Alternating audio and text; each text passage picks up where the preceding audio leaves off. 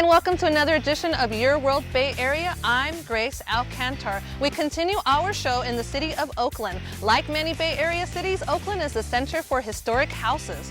One of them is the Pardee home located on 11th Street, which our very own Satyam S. got to tour.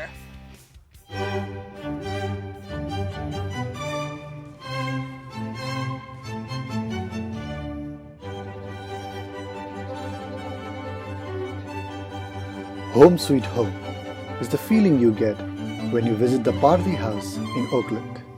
One of many historical homes in the Bay Area, the Pardee House is a museum with its own elegance and history. The home was built in 1868 by Enoch and Mary Pardee. Enoch was an oculist, which means an ophthalmologist in our world today, and had his office in San Francisco. When he moved here, he became very active in the community. He was a community leader. He became mayor of Oakland, and he and Mary had a son, George. So then George lived with them in this house, and eventually George married and raised his family of 4 girls in this house. And the 2 passed away at an early age, one from illness and one an accident, and that left 2 daughters living in the home.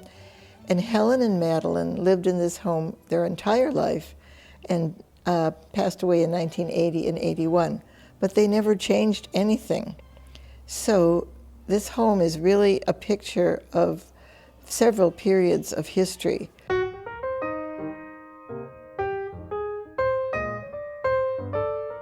Apart from having a rich history, this house also has some interesting stories. One thing they might not know is that George Pardee was known as the earthquake governor. This is because he was the governor during the 1906 earthquake. He immediately came from Sacramento and organized so many people to bring food, to bring tents, to set up a tent city. He is acknowledged as the earthquake governor. It occurred in April of 1906. And if you see I don't know if you can see the crack in the fireplace behind me, that's really the only evidence of the earthquake in the house. I think it's really important that this home is being preserved, especially for people that didn't live through these periods of history. When we give a tour, we try to make people feel like, picture the family here. This is where they lived. This is the furniture they lived with. This is the objects that they had. And it's really fun because the school children come in and there's all this furniture and trimmings that they haven't seen, but the thing that they always go to is the dial tone phone plugged into the wall. Anyway, it's important for all generations.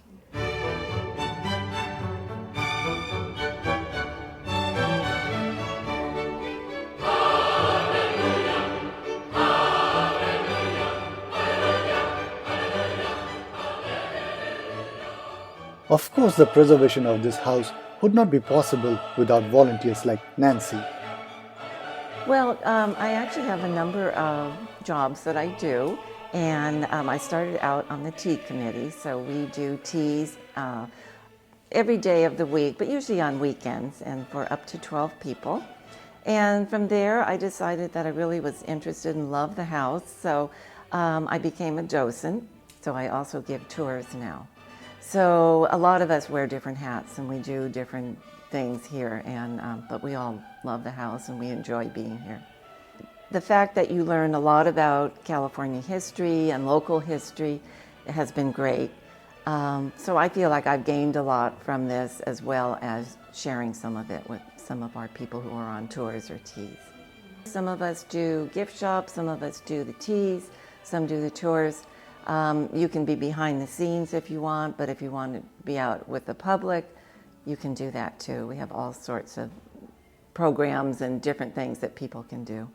Thanks to such volunteers, people can also enjoy several events that takes place in this Pardee house. We offer a beautiful high tea. I mean, really lovely. One person told us it was better than the teas they had in England. So we love those compliments. Anyways, the tea committee is all volunteer, and they do a great job for anywhere from 6 to 12 people. And then in the summer, we have the high tea in the garden, and there we can have anywhere between 15 and 40 people.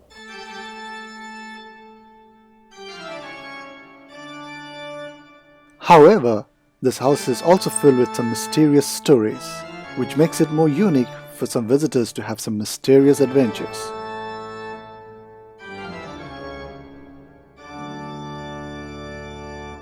I stage public paranormal events, so people pay $50 each, and they come and we split into teams.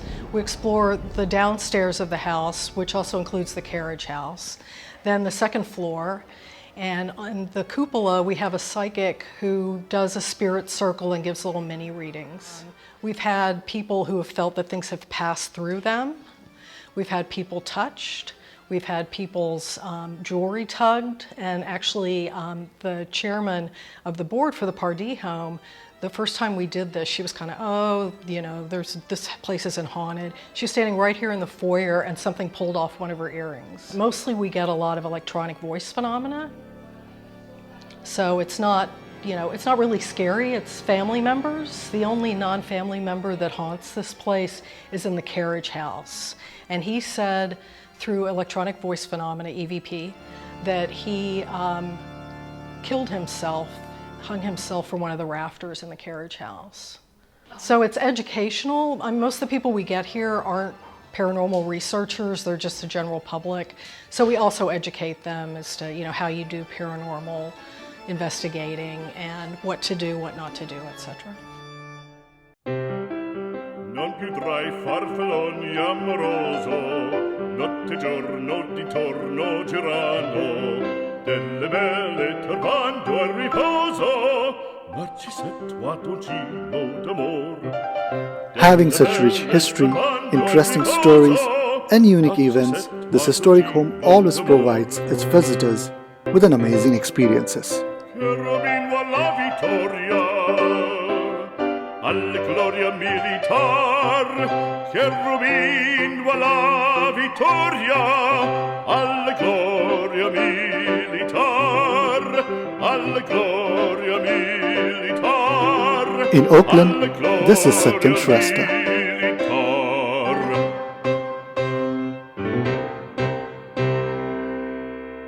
Up next, a shop that is preserving its items with style and elegance.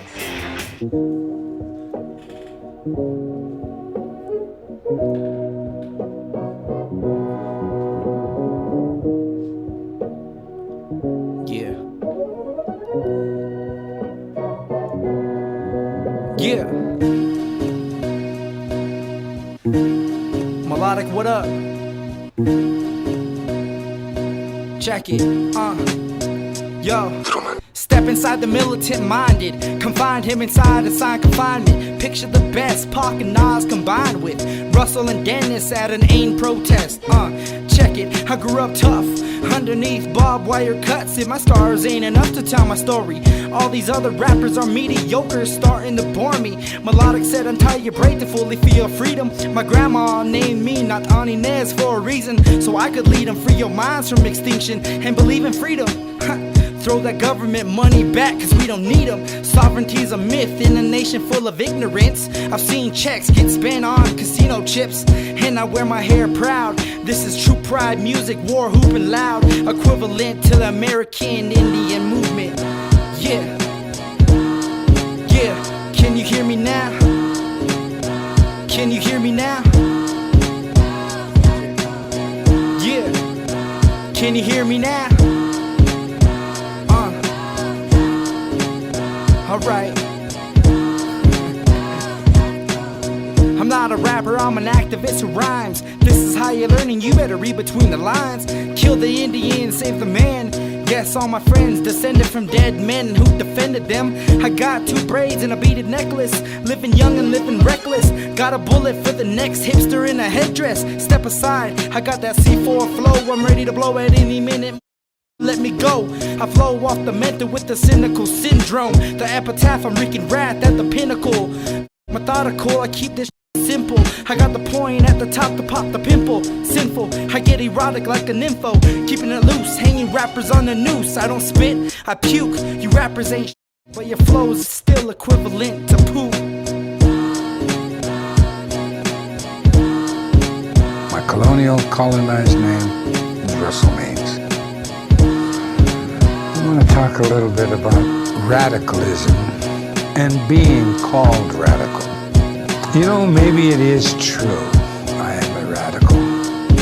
Because all I've ever asked, all I've ever demanded, all I've ever fought for, all I've ever been shot for, all I've ever been stabbed and beaten for, or thrown in jail or prison for, is to ask and demand, any way, shape, or form, that the United States of America live up to its own laws. Identity, searching in bottles of whiskey. I've seen my elders pass out under oak trees. Hairspray and methamphetamine feed their arteries. Empty memories shield the future possibilities, as suicidal tendencies tend to plague the youth at a teen age. In teen pregnancy, we say leaves babies with no fathers these days, and our ways are forgotten. Trading moccasins for N7s with Jordan socks that are cotton. Free your mind from extinction.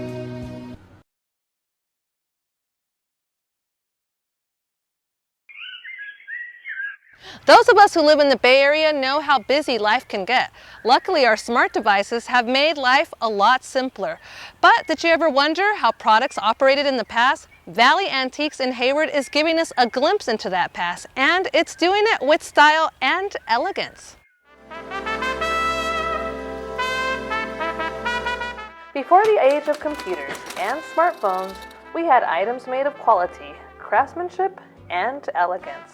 Here we have a 1950s. And no one knows this better than Chris Irwin of Valley Antiques, whose love for vintage began at an early age.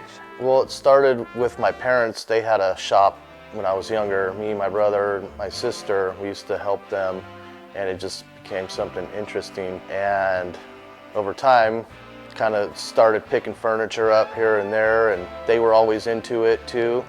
So that's pretty much how it started. In fact, Chris still works with one of his parents. My name is Charlotte Irwin. I'm standing here in our family store, Valley Antiques. Chris is the manager of our store. He's the person you would see on a daily basis, but I am Chris's mother.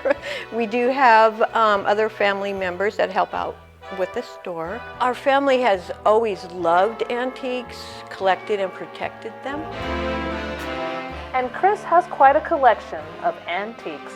I collect a lot of sports memorabilia, mid-century furniture, advertising, a lot of advertising items, tobacco, gasoline, oil type of stuff. Spinning wheel, or sometimes it's called a loom. People are also welcome to add to that collection. Sometimes people just walk stuff in to the shop. Let me go right back. Some people even purchase these antiques with a unique idea in mind. Yeah, we've had people that come in and buying props for movies and plays, more plays, local plays. This is a piece that came in today on consignment. Yet, nothing is more fascinating than the history of the items themselves.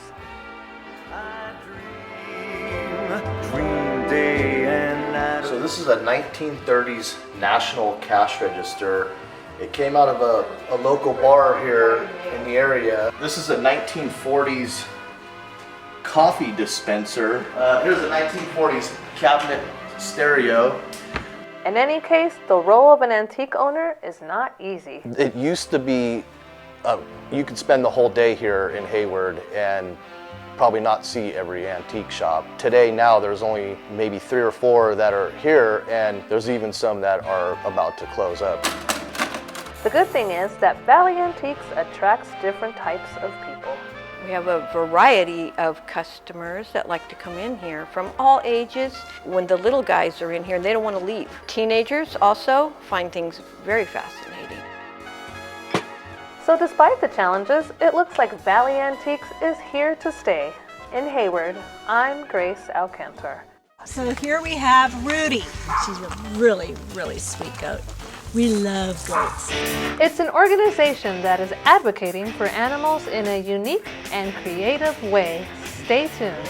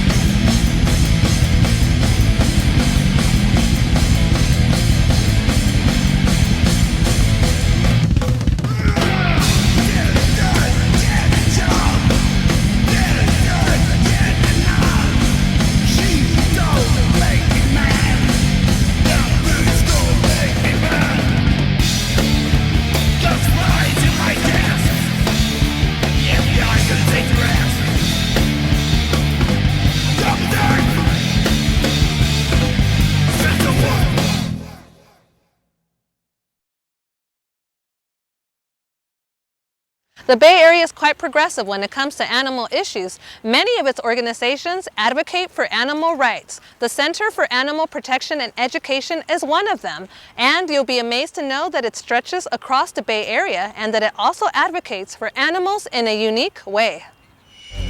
If you've ever been to Grass Valley, California, you've probably seen animals like pigs, goats, and burros.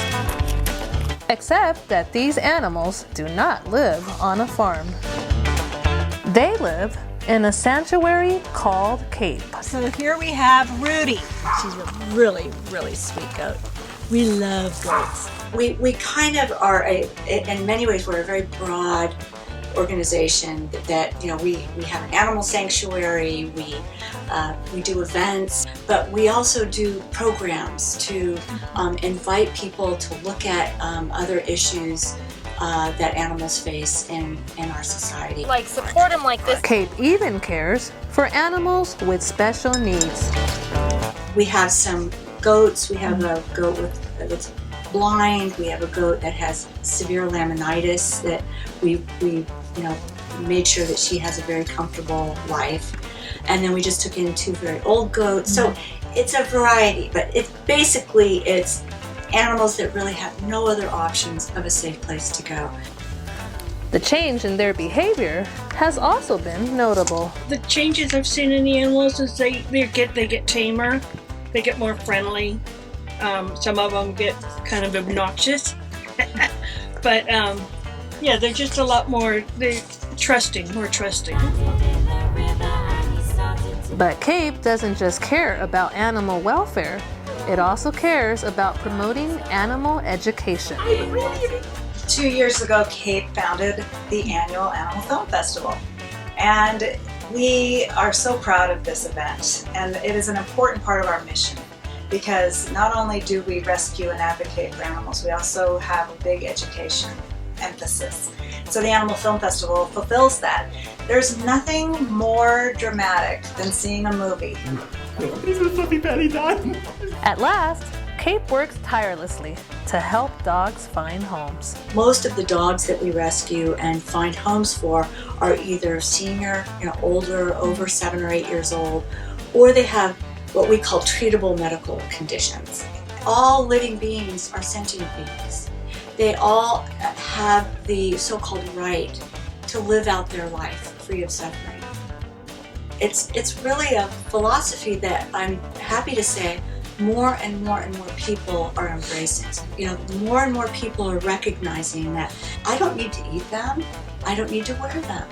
So we can live a very fulfilling life and just leave the animals to live their own life. Without a doubt, it's a philosophy that CAPE will keep on promoting. In Grass Valley, California, I'm Grace Alcantar.